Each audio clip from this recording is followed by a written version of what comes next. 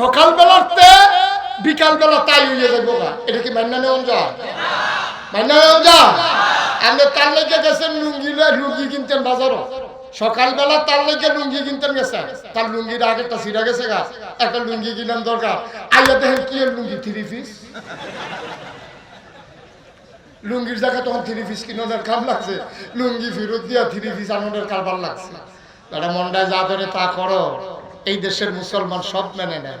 ফসল চলে গেছে বন্যায় মেনে নেয়, ওই নদীর ভাঙ্গনে বাড়ি চলে গেছে মেনে নেয়, ঘূর্ণিঝড় সেই বিশাল মহামারীর কারণে সন্তান মরে গেছে মেনে নেয়, করোনায় হাজার হাজার মানুষ মরে মেনে নেয়। কিন্তু আল্লাহর উপরে, নবীর উপরে, ইসলামের উপরে হাত দেওয়া, এই হাত দিয়ে বাড়িতে যেতে পারবে না। ঠিক কিনা বলো?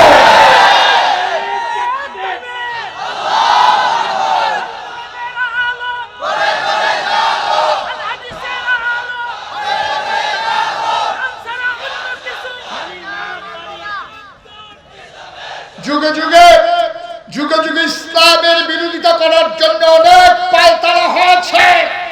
খোদার কসম, বাংলাদেশের মানুষের দেহে যতক্ষণ প্রাণ থাকবে, ধমনীতে শিরায় শিরায় যতক্ষণ 1 ফোঁটা রক্ত থাকবে, ইসলামের বিরোধী শক্তিকে মাথা চাড়া দিয়ে দাঁড়াইতে দেওয়া হবে না ইনশাআল্লাহ। তামাশা মনে করছো না? মনটা যা ধরে তাই কয় বেড়া, তোমরা তোমার জায়গার ভিতরে থাকো, আল্লাহর সৃষ্টির ভিতরে হাত দিতে আসবা না। ঠিক কিনা বলেন?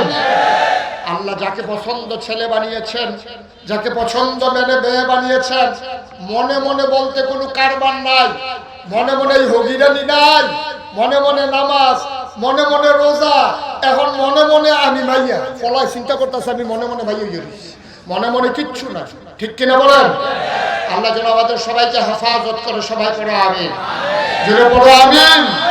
বাংলাদেশের এই গরিব মানুষগুলোর টাকায় যে বইগুলো ছাপা হয়, এই গরিব মানুষের টাকায় যে স্কুল মাদ্রাসার ভবন তৈরি হয়, এই আমাদের টাকায় স্কুল তৈরি করে, আমাদের টাকায় বই ছাপিয়ে সেই বইয়ের মাধ্যমে আমার জাতিকে ধ্বংস করে দেওয়া হবে, সেইটা বাংলার মুসলমান মেনে নেবে না ইনশাআল্লাহ। ঠিক কিনা বলবো? সেটা আগুন লাগাইয়া লাভ নাই। তবে আমি মনে করি যে এটি কিন্তু করণের লেগে করে না। সুর যখন চুরি করে, বুদ্ধিমান সুর জীবনে প্রথমে মাথা দেয় না। বুদ্ধিমান সুর এই করে কি, আপনার এই যখন গর্ত করে সেটা চিন্তা করে আমি যে গর্ত করতে আসি, তারা কি টের ফাইয়া কোনো হোজা কইয়া লাডি লইয়া বইয়া রইল নি, তে করে কি লাডির মাথাত ফাইলা দেয়। ঠিক নিও? সুরারা যারা অহন্দার হিমতিন সুরটুর নাই, অহন্ত রাস্তার মোড়ের মধ্যে দাঁড়াইয়া যা আছে দে তো হাতে বার করে মরমরাইয়া দিয়া লা, এখন তো চুরি নেই, এখন তো চিন্তায় ডাকাত শুরু হয়ে গেছে। তা আগের দিনের মুরব্বীরা কইতে পারবেন, ওই যে বেড়ার নিচে দিয়া, ঘরের দরজার নিচে দিয়া, এটা আমাদের দেশে কয় হিংসুর, কিছু তামরু হিংসুর, তা আপনারা আমরা তো একে দেখা যায়, হিংসুর তো সবখানে একরকমে দেখা যায়, তো চুপ করে বইয়া বিশুন কিনতে কিছু এই হিন কেটটা যে ডুহে, তো হাতে মনে করছে যে আমি তো গর্ত ঢুকতে করতে করতে আওয়াজটা আওয়াজ হয়েছে, ঘরের ভিতরে তারা কি লাডি লইয়া কোনো বইয়া রয়েছে নি, মাথা দিলে নি ঘির চালায়, দাও দিয়া নি গুড় দিয়া লায়, হাতে তো বুদ্ধিমান সুর 40 বছর ধরে এই কারবার করতে আছে। হাতে আবার বাঁশের মাথার মধ্যে ফাইলা দিয়া দিয়া লাড়ে দেখে যে ফিডা ফাড়া দেয় না, এরপরে হাতে মাথা দেয়। তাহলে বুদ্ধিমান সুর যেমন প্রথমে মাথা দেয় না, ওই বুদ্ধিমান ইসলাম বিদ্বেষী যারা, ইসলামের দুশ্মন যারা, তারা ডাইরেক্ট ইসলামের উপরে আঘাত করতো না। এই আস্তে আস্তে আস্তে আস্তে চারিগুল দিয়ে গুছাই যাবো, পয়লা শরীফরে শরীফা বানাইব, ঠিক রে? প্রথমে শরীফরে শরীফা বানাইতে চাইবো, বেড়ারে বেড়ি বানাইতে চাইবো, বেড়িরে বেড়া বানাইতে চাইবো, এরপরেই পরিকল্পিত ভাবে প্রকাশ্য দিবানুকে মুসলমানকে নাস্তিক মুরতাদ বানানোর পায় তারা শুরু হবে। ঠিক কিনা বলো? এগুলো হচ্ছে পূর্ব প্রস্তুতি, পূর্ব প্রস্তুতি, এখনো পুরোপুরি আক্রমণ হয় নাই। সুতরাং আমরা যখন দেখবো বাঁশের মাথায় পাতিল এনে দিয়া নাড়তেছে, ওই সময় যখন আপনি আক্রমণ করবেন, তখন বুঝবে যে না মালিক সজাগ। সুরে কি থাকবো না দৌড় দিব? আমার কতক্ষণ আসতে না জুড়ে, এই দূরে কি থামবো না, করে গাড়াফাড়ি যাবো গা, গাড়াফাড়ি।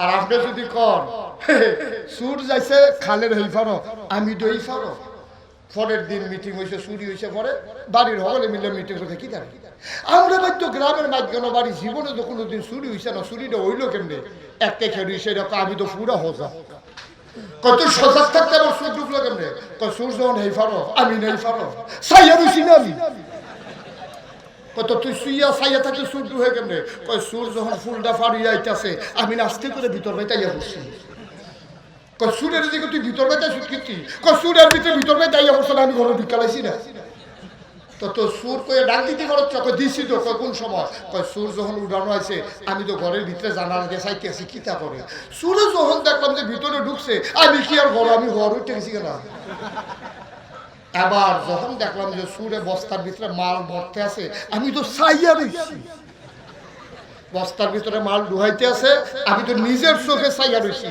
যখন দেখলাম যে বস্তার মুখটা ভাঙ্গা আস্তে করে বাড়ি যেতেছে তখন তো আমি চিল্লাম দিলাম সুরে কইয়া এর ভিতরে তো সুরে মাল লইয়া গেছে আমি কি চিল্লাম কম দিস না আমরা অবস্থা হয়েছে সেইরকম সুর যখন গাড়া আমি ভিতর বাই সুর যখন ভিতর বাই আমি গরম সুর যখন গরম আমি হওয়ারও সুর যখন মাল লইয়া যাই তখন আমি চিল্লাম দিছে সুরে কইয়া ভাই সাহেব এইসব করলে মাল রাখা যাবে না তোমার ইমান চুরেরা যখন বাড়ির আঙ্গিনা তুমি তখন বাড়ির ভেতরে তোমার ইমান চুর যখন বাড়ির ভেতরে তুমি তখন ঘরের ভেতরে তোমার ইমান চুর যখন ঢুকে গেছে ঘরের ভিতরে তখন তুমি ঘরের হওয়ারে আর যখন মাল নিয়ে তোমার ইমান নিয়ে দৌড় দিছে তুমি চিৎকার করেছো সুর সুর তখন আর সুরের হাত থেকে ইমান চুরের হাত থেকে ইমান বাঁচানো যাবে না ঠিক কি না অগ্রিম সতর্ক থাকতে হবে আগেই ঈমান নিয়ে সচেতন থাকতে হবে আল্লাহ যেন হেফাজত করে সবাই পড়ো আমিন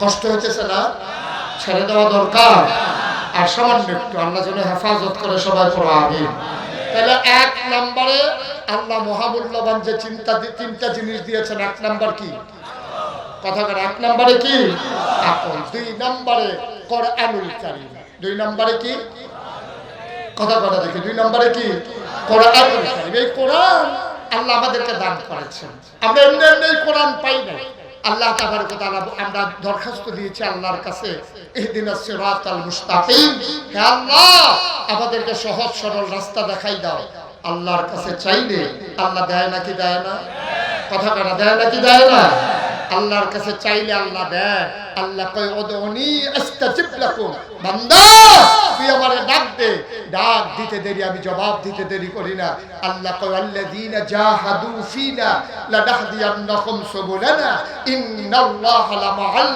মুহসিনিন আল্লাহর দরবারে যখন মানুষটা নেমে যায় যখন বান্দা আল্লাহর পথে চলতে চেষ্টা করে লানাহদিয়ান্নাহুম সুবুলানা আল্লাহকে পাওয়ার জন্য যতগুলো রাস্তা আছে আল্লাহ বান্দার সামনে সবগুলো রাস্তা সহজ করে দেন ঠিক কিনা বলেন প্রয়োজন আপনারা উঠবেন সারাদিনের মাহফিল একাধারে বসে থাকা কষ্টকর এখন কেউ যদি মনে করেন যে হুজুর এত গরমের ভিতরে বই কেমনে তাহলে শীত দিলে ভালো আছে সেদিন যে কদিন কড়া বৃষ্টি পড়ছে এটা হইলে আরো ভালো আছে নাকি আল্লাহ রয়েছে বিপদ শীত দিলেও জ্বালা গরম দিলেও জ্বালা যারা গরম লাগে বেশি কুটটা খুললে বইলে তো সারে উঠাউটির দরকার কি বসান আমিন কর জুড়ে কর আরো জুড়ে একটা লুকু উঠে না আসার নামাজের তেমনি আমরা বিরতি দিয়ে দেব তখন আপনি যদি ইচ্ছা মতো আট দেন তখন আপনি বইয়া থেকে কোনো লাভ নাই বইতেন দিত না আপনি ঠিক কিনা কর একটু বসে শেষ করে দিচ্ছি তাহলে এক নম্বরে কি কথা এক নম্বরে দুই নম্বরে এ ব্যাপারে আর বেশি কথা বললাম না তিন নম্বরে নবী মুহাম্মদুর রাসূলুল্লাহ সাল্লাল্লাহু আলাইহি ওয়াসাল্লাম তিনিকে যখন পাঠালেন আমরা জানতে চাই মাওলা ও রব্বে কারীম আমার নবীকে আমরা কি হিসাবে জানবো আল্লাহ যেন উল্টাই আমাদেরকে জিজ্ঞেস করে আমার ব্যাপারে তোমাদের ধারণা কি আমরা বলি আলহামদুলিল্লাহি রাব্বিল আলামিন আপনার ব্যাপারে ধারণা হইল আপনি সমস্ত জগৎ সমূহের জন্য রব আমার আল্লাহ কি কথা বলেন আল্লাহ কি রব তিনি হলেন লালনকারী পালনকারী জীবনদাতা বিধানদাতা হায়াতদাতা মৌতদাতা রিজিকদাতা সুবহানাল্লাহ বলবেন না আমার আল্লাহ রব্বুল আলামিন তিনি হইলেন রব্বুল আলামিন আর আমার নবী হইলেন রাহমাতুল লিল আলামিন আল্লাহ হইলেন রব আমার নবী হইলেন রহমত। যত জায়গায় আল্লাহ রব, তত জায়গায় আমার নবী রহমত। বলো সুবহানাল্লাহ। আমার নবী যে রহমত প্রমাণ আছে নাকি নাই? আল্লাহ কোরআনুল কারীমে কত সুন্দর করে আলোচনা করে দিলেন। আল্লাহ বলেন, ওয়ামা আরসালনাকা ইল্লা রাহমাতান লিল আলামিন। আয়াতটা পড়লি তো কলিজা ঠান্ডা হয়ে যায়। আবার পড়েন দেখি, ওয়ামা আরসালনাকা ইল্লা রাহমাতান লিল আলামিন। ও দুনিয়ার মানুষ, যত জায়গায় আল্লাহ রহমত, তত জায়গায় আমার নবী রহমত। বলো সুবহানাল্লাহ। আমার নবী যে রহমত, এটার প্রমাণ আছে নাকি নাই? আল্লাহ কোরআনুল কারীমে অন্য জায়গায় আরো সুন্দর করে বলে দিলেন, ফাবিমা রাহমাতিন মিনাল্লাহ, ফাবিমা রাহমাতিন মিনাল্লাহ, ফাবিমা রাহমাতিন মিনাল্লাহি লিনতা লাহুম ওয়ালাউ কুনতা ফাযযান গালিযাল কলব لانفضوا من حولك فاعف عنهم واستغفر لهم وشاورهم في الأمر فإذا عزمت فتوكل على الله إن الله يحب المتوكلين সুবহানাল্লাহ বলবেন না? আমার আল্লাহ রাব্বুল আলামিন কোরআনুল কারীমে কত সুন্দর করে ওয়াজ করে দিলেন। আল্লাহ বলেন, ফাবিমা রাহমাতিন মিনাল্লাহ, আল্লাহর রহমতে নবীর মনটাকে আমার আল্লাহ নরম করে বানাইছে। বলো সুবহানাল্লাহ। আমার নবীর মনটা গরম না নরম? এই যে ভাই, এইদিকে তাকান একটু। আপনি এই যে গেঞ্জি, আপনি একটু তাকান না, আমার দিকে তাকান। কেন উঠছিলেন কেন? এবারে কে উঠছে এই এবারে কত হতো ওই হেভিডির মতো আর কি। কথাটা কি কইলে তা এক বেদি আরেক বেদি হুদুরি কানতে আসে তো মানুষের জায়গায় কি দেখো কান্দো গেলে হেভিডি দি কান্দে, হেভিডি কান্দে লেগে ভিডিও কান্দে। এবারে উঠছে কেন তারা দিয়ে উঠে লেগে এবারে কে উঠছে বলে নিজেও জানে না। এই উঠার দরকারটা কি তা? যেই কারণে উঠছে। এই মুরব্বি, ছেলে বসো। দিনের বেলা দেখে কিছু কইলাম না, আমার মাহফিলতে উঠবেন, এটা কি জীবন হইছে? শুধু আজকে দিনের বেলা অনেক সময় হয়েছে, আসছেন সেই 9টার দিকে চলে আসছেন, এটা আপনাদের কষ্ট হওয়াটা স্বাভাবিক। তো জুহরের সময় তো আমরা হাফ অ্যান আওয়ার দিলাম, বিরতি দিলাম যে আপনারা ঘুরে গেলে আইবেন। তো এই সময় আপনি হাফ অ্যান আওয়ারটা কাজে লাগাইছেন না, এখন মাঝে দিয়ে উঠলে তো এই খেলাটা জমে কেমনে? মার হাবা কইতেন না, জোরে কইতেন না মার হাবা। আপনি যে জায়গা সাইডে দিয়ে জাগিয়েছেন, মাঠ হালাই দিয়ে যে জাগিয়েছেন, হাতাটা এক সাইডটা গোল দেওয়ান শুরু করছে। আপনি যে মাহফিলটা হালাইয়া যাইতেছেন, শয়তান লাইয়া জায়গা দখল দিয়া লাইতে আছে, তো লাভের লাভ দূরে হয়েছে। আমরার জায়গাতে শয়তানে বইয়া লাইতে আছে, যে তারা 3-4 জন আসিল আইয়া আবার শয়তানের জায়গাটা দখল দিয়া লাইতে আছে। তো আপনারা বুদ্ধি করে বইয়া লাইতেন পারেন না, যারা উঠছে এই জায়গাটা। মার হাবা কর, জুড়ে কর। আর একটা লোক উঠান, আমি কথা শেষের দিকে চলে যাচ্ছি। নবীজি যেই বছর জন্মগ্রহণ করছে 1500 বছর আগে, সামান্য সময় আর সময় আমি পাবো না, একটু বসে। নবীজি যখন জন্মগ্রহণ করছে তখন 1500 বছর আগে, ওই জমানায় মক্কার মানুষগুলো একটা রীতি ছিল, বংশাবলী মানুষ যারা ভুইয়া, চৌধুরী, সরকার, খনকার, ফেসকার, স্বর্ণকার, দফাদার, চৌকিদার, কন্ট্রাক্টর, কাস্টমার, দোকান, যায় কোন আর কি, মারহাবা কন্যা কেন? এই তারা বংশাবলী মানুষ যারা, টাকাওয়ালা মানুষ যারা, তারা নিজের বউয়ের দুধ, স্ত্রীর দুধ তারা বাচ্চারা খাওয়াইতো। এখন বাচ্চারা দুধ খাওয়ায় না মা, তো বাচ্চা খাইবো কি? তো রুটি খাইতে শিখছে না, হলো তার দাঁত উঠছে না, ভাত খাইতে পারে না, তো তে কি খাইবো? তখন তারা করতো কি, ওই জমানায় ছেলে বসো, ছেলে বসো, ও বয়না করেছে আল্লাহ তারে ঘুরাই দাও। না না ঘুরাইয়া কই দিত মা দাও তো কই খেয়াল মারহাবা কর যেরকম মারহাবা। তো যেই বছর নবীজি কথা মনে আছে তোরা কি তখন বাচ্চারে মায়েরা দুধ খাওয়াইতো। তখন বাচ্চা খাবে কি তখন তায়েফ মক্কার পাশে একটা শহর আছে কিয়েভ যেরকম না কিয়েভ তায়েফ থেকে একদল মহিলা আসতো মক্কা আইসা বাচ্চা নিয়ে যাইতো টাকার বিনিময়ে দুধ খাওয়াইয়া 2-2.5 বছর পরে আবার এমনি ফেরত দিয়া যেত। মারহাবা বলতেন না? তো যে বছর নবীজি জন্মগ্রহণ করছে তায়েফের একদল বেরিয়ে রওনা দিছে। মনে করেন ইলিট গুনতে রওনা দিছে আইবো আপনারা তালুক পাড়া। কই আইবো কথা কইতেন না? কই আইবো কই থেকে? ইলিট গুনতে থেকে তায়েফ থেকে আইবো মক্কা। ইলিট গুনতে মনে করেন তালুক পাড়ায়। এখন একদল মহিলা ইলিট গুনতে রওনা দিছে। উমা গৌরীপুরা অনের পরে এক বেরিয়ে সিল্লাম দিয়া কয় নাই। কয় কিতা নাই? কয় একজন নাই। আমরা লগে আইছিল এখন নাই। কয় নাম কি? কয় আমার লগে তো আছিল। আরে নাম কয় বিটির নাম হালিমা। সুবহানাল্লাহ বুঝলেন না? কি নাম? হালিমা। তো তারা কয় আরে এক লগে রওনা দিলাম হালিমার পেছনে পড়ে গেল। আচ্ছা আমরা একটু দাঁড়াই।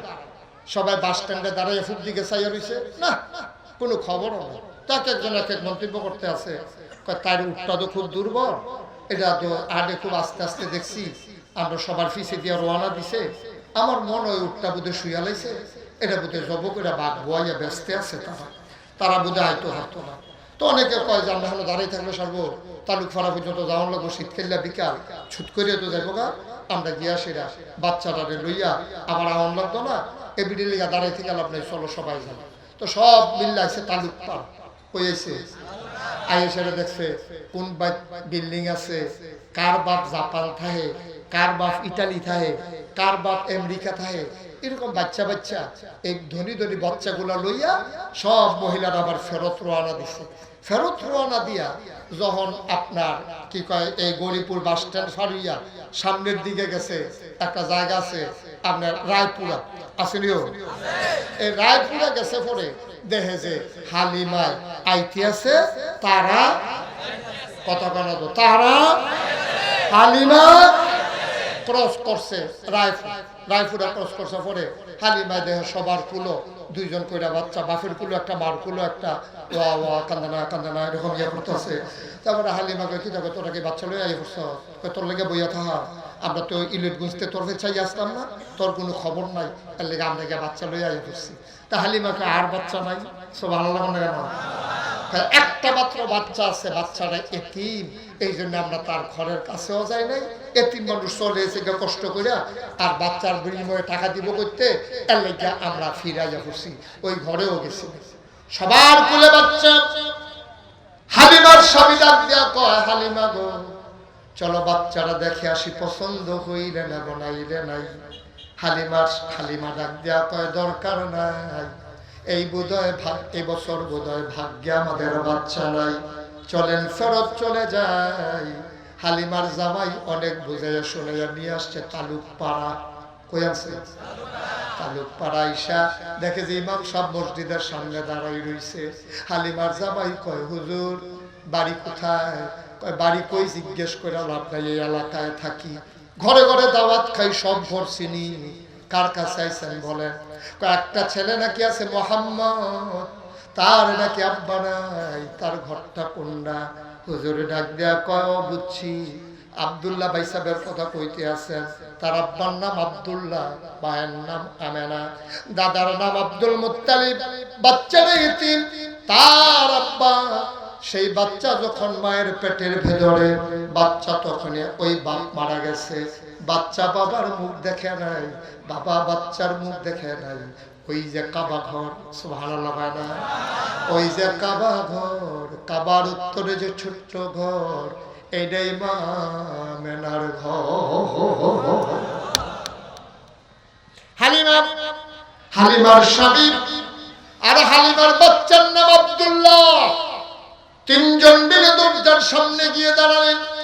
হালিমা ডাক দেয়া কয় স্বামী আমার এই মহিলাটার স্বামী নাই বাচ্চার আব্বা নাই মহিলা নিশ্চয়ই বাচ্চা ঘরে একা একা আপনি পর পুরুষ ভিতরে ঢোকা ঠিক হবে না, আপনি একটু বাইরে যান, আমি একটু দেখে আসি ভিতরের কি অবস্থা, পছন্দ হইলে বাচ্চা নেব নাইলে নাই, আমার একটু দেখতে দেন।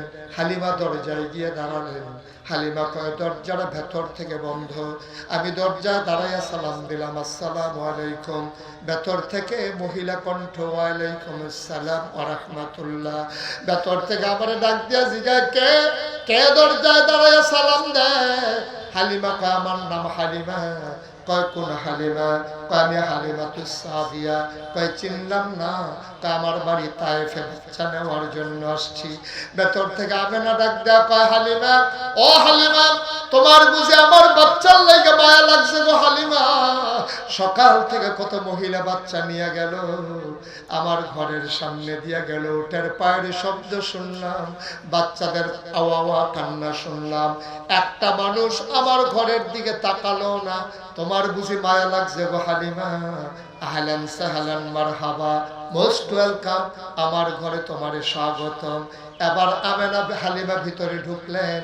হালিমা কয় আমি ভিতরে ঢুইকা দেখি বিছানার উপরে মা আমেনা আসন পেতে বসে আছে, ছোট্ট একটা বাচ্চা কুলের ভিতরে ঘুমায়, এমন একটা সাদা রুমাল, এই সাদা রুমালটা দিয়া বাচ্চার মুখটা ঢাকা।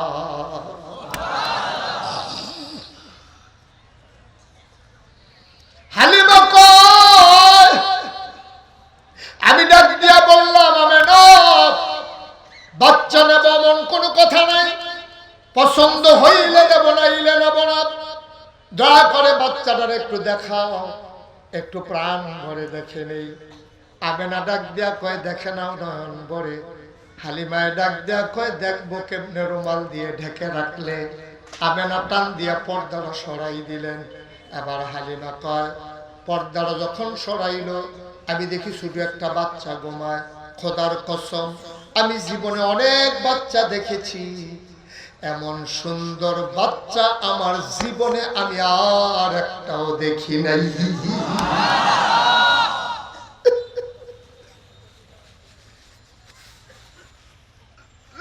মানুষের বাচ্চা তো সুন্দর হইতে পারে, এটা আমার জানা ছিল না। এটা আমি কি দেখলাম, এত সুন্দর বাচ্চা, মানুষের বাচ্চা আবার এমন হয় নাকি? আমি তাকিয়াছি অপলক নয়নে, বাচ্চারা চোখ বন্ধ করে ঘুমায়। আমি মনে মনে চিন্তা করতেছিলাম, যদি চোখটা একটু খুলতো তাইলে আমারে সে দেখতো, আমিও তারে দেখতেছি, সে তো আমারে দেখতো, এখন তো সে আমারে দেখে না। হালিমাকে আমি কাউরে কিচ্ছু বলি নাই। হঠাৎ করে দেখলাম তার চোখের পাতাটা দুল খাইতেছে, নড়তেছে। আমার মনে হইল চোখের পাতা তো নয়, মনে হইল ফুটন্ত গোলাপের দুইটি পাপড়ি, মনে হয় যেন মৃদু মন্দ বাতাসে দোল খাইতেছে।